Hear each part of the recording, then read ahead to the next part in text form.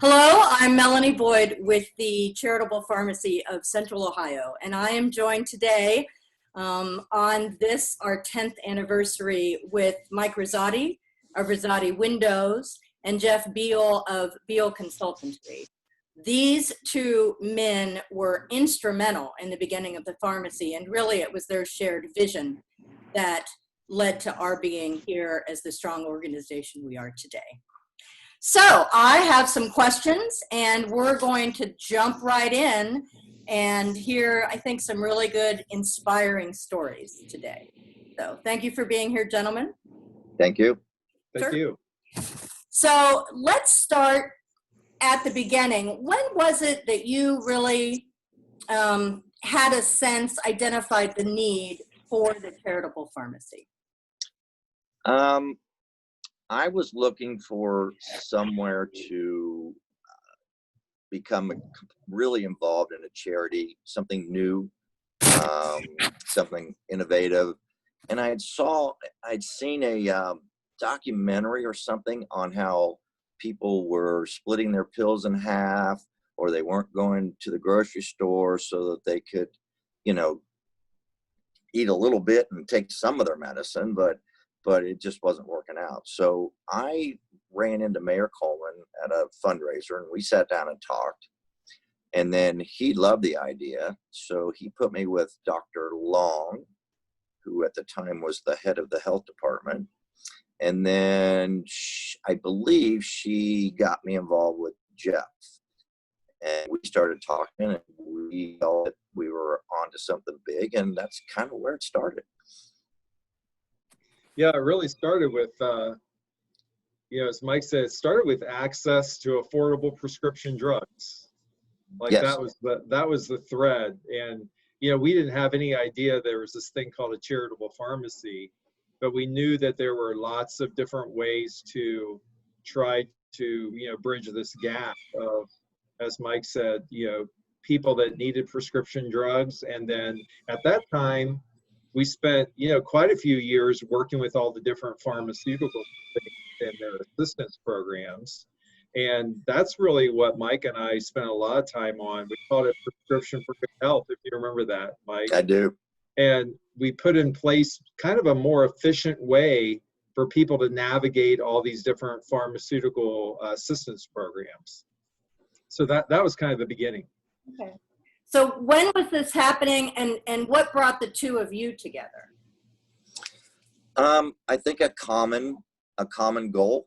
I think we were both unknowingly looking for the same thing, and just by fate or whatever you want to call it, we were put in front of each other, and we clicked from the beginning, and we knew we were again onto something, and we were going to make it work. So that's kind of the way I feel about it anyways. Yeah, at the time I was leading Access Health Columbus, and that was a nonprofit organization, and Dr. Long that Mike referred to was the health commissioner, and we were also supported by the Columbus Medical Association Foundation. And we were about access to healthcare, which included pharmaceuticals. And so Mike generously built this relationship with the Columbus Medical Association Foundation at the time, and created a fund there, and started to take some of his revenues and began to divert them to help other people. And as soon as I met Mike and he told me, why he was in this, we just jumped in with both feet and just met periodically and just started tinkering. Quite honestly, we just started taking ideas and implementing them and learning from them. And that led us to, that was in really from 2002 through 2008 was kind of this exploratory phase of, I like to call it learning from doing. Yeah. We started helping people, and then we just kept asking ourselves, what else could we do? What else could we do? Because we knew what we were doing wasn't big enough to make the dent we wanted to make. So what did those days look like? Do you remember that first table you were around? Do you remember meeting the individuals that you really wanted to help? Was there a moment that that first pushed you towards this? You know, I think those moments came after we got things up and running. The thing that I will probably never forget, there's a photograph, and it was in one of the annual magazines about, Jeff took me to a wonderful woman who had been cutting her pills in half and was not getting well because half doesn't work. So we went to her house, and there's a picture of me and her, and she was heartfelt. She was crying. She broke my heart.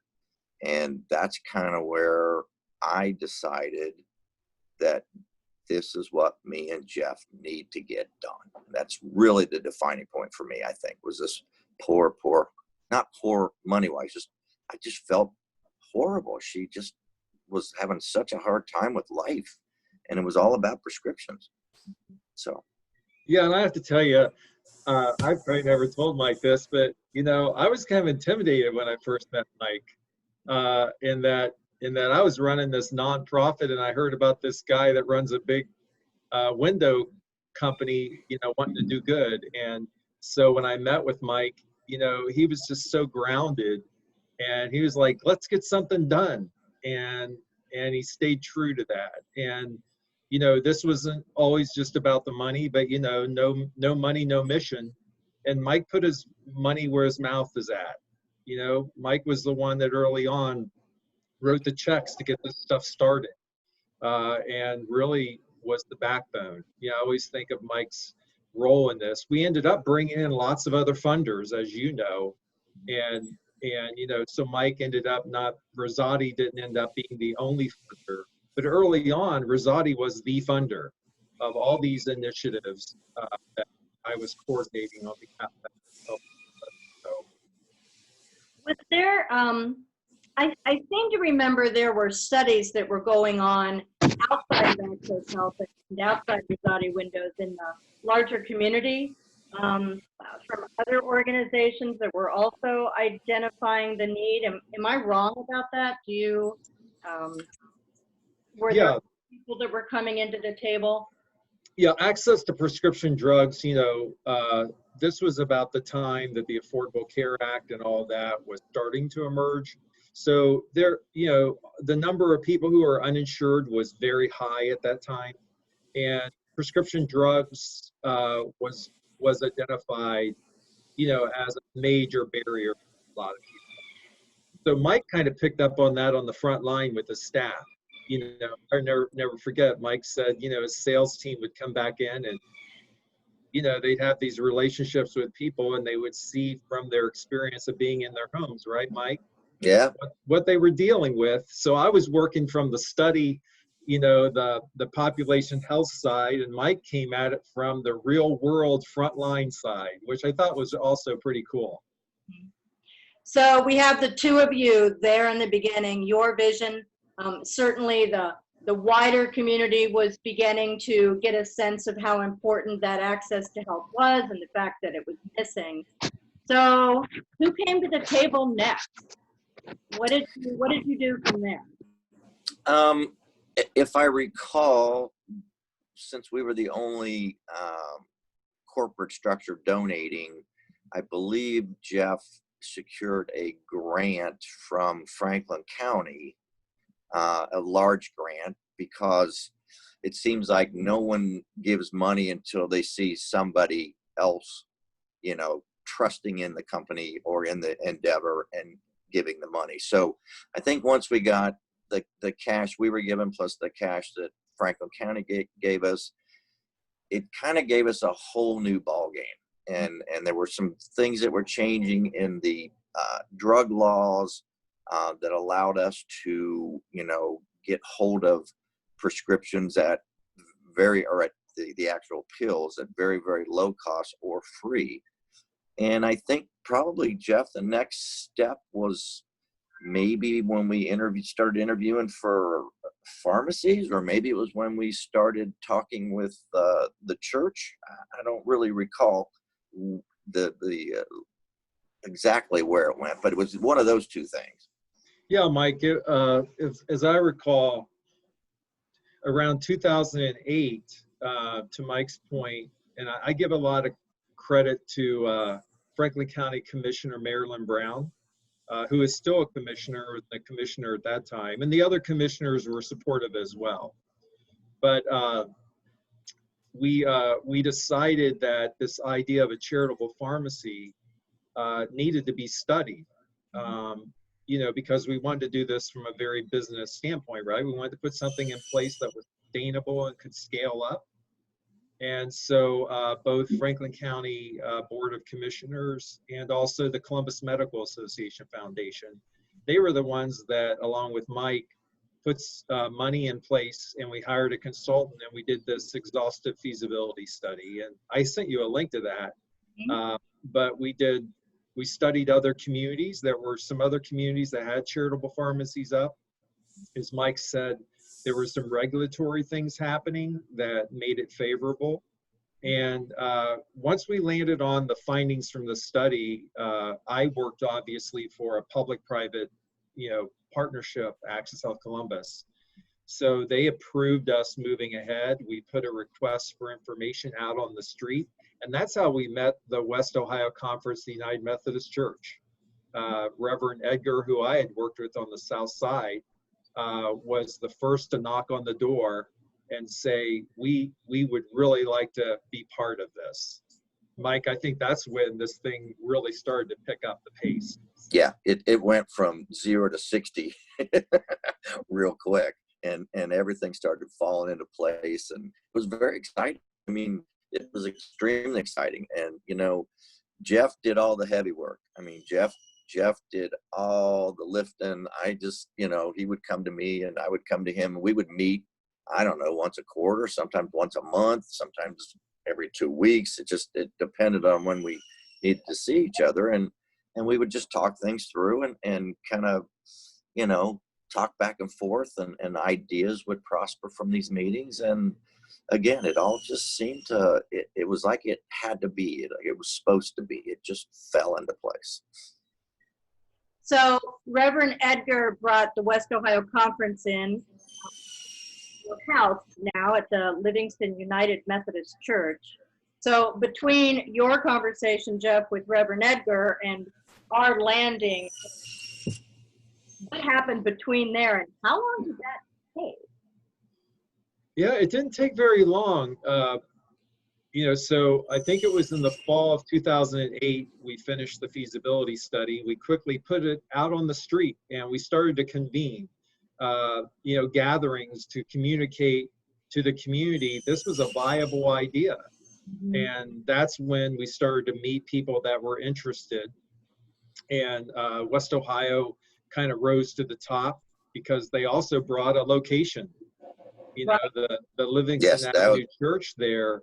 And I'm getting older. I can't remember all the other people involved. I still work a little bit with Reverend Edgar on other projects, but I don't remember all the other ones, other leaders. But there was a whole group of leaders from West Ohio Conference that came to the table.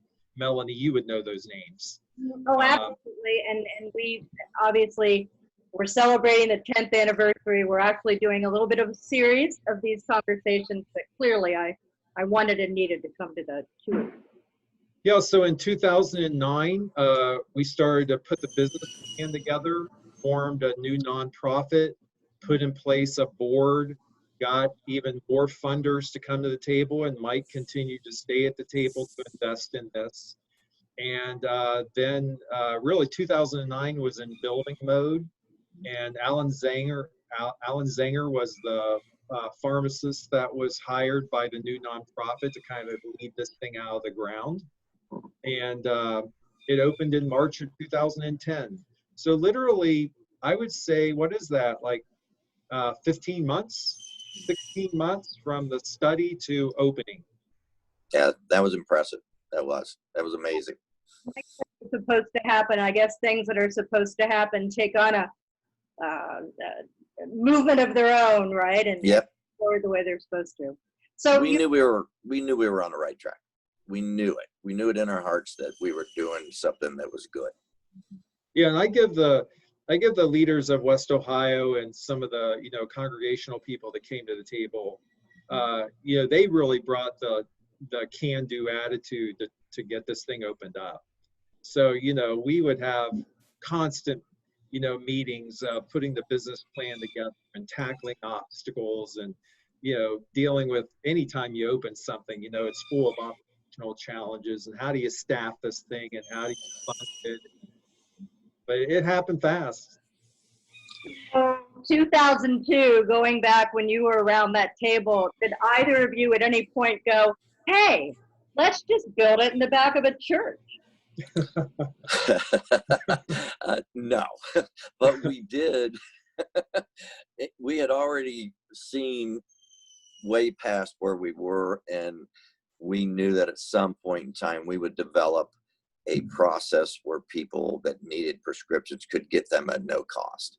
We didn't know how, why, or when, but we knew we were going to make it work. Yeah. Looking back on your discussions again back in 2002, it's 2020 now.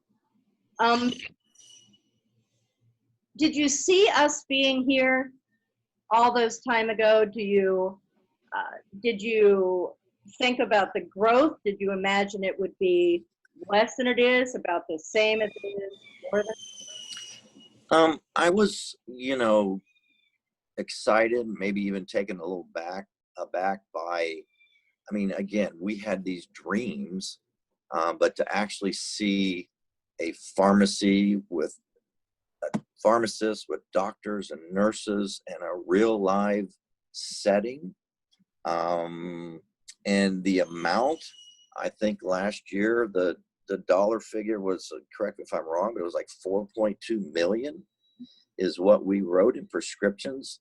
Did I see that? I saw it. Did I think that it would ever get to that? I believe that I did. It's just nice seeing it actually laid out in front of you, and all the hard work me and Jeff did. This is what we build, and we all look for our legacy. This is mine. I am so proud of Charitable Pharmacy. That I don't know what else to say. I'm just proud of what me and Jeff did. Well, Yeah. and I wouldn't be here without you.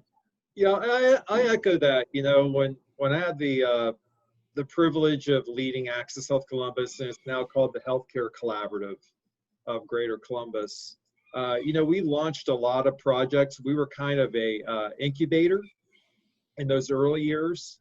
And there are 3 things that we launched, and the Charitable Pharmacy is right there as something, like Mike said. Whenever I go down Livingston Avenue, I always pause, and Yes, the church, it just brings back a ton of memories, good memories. And at the end of the day, one of the things I give Mike a lot of credit for is Mike stayed true to helping people. He never used this to glorify himself or Rosati Windows. It was always about, when I met with Mike, it was not about a self-serving, motivation. It was about helping people.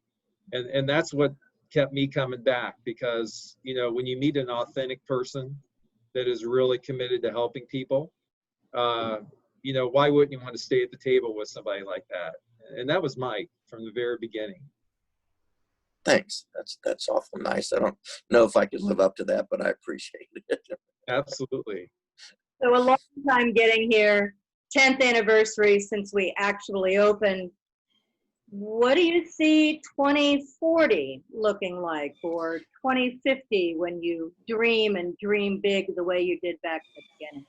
I can imagine multiple prescription centers, maybe, I don't know, 10, 15, 20. I can see other communities learning from us and starting the same type of things. This could be a nationwide thing very, very easily.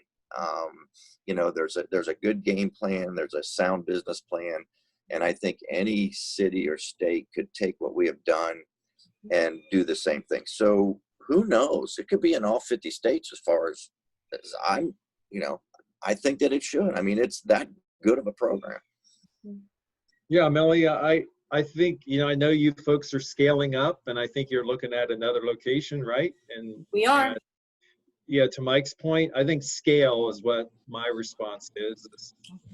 I think just keep scaling up and reaching more people and bringing more supporters to the table. That's what I, am hopeful for when I look over the horizon.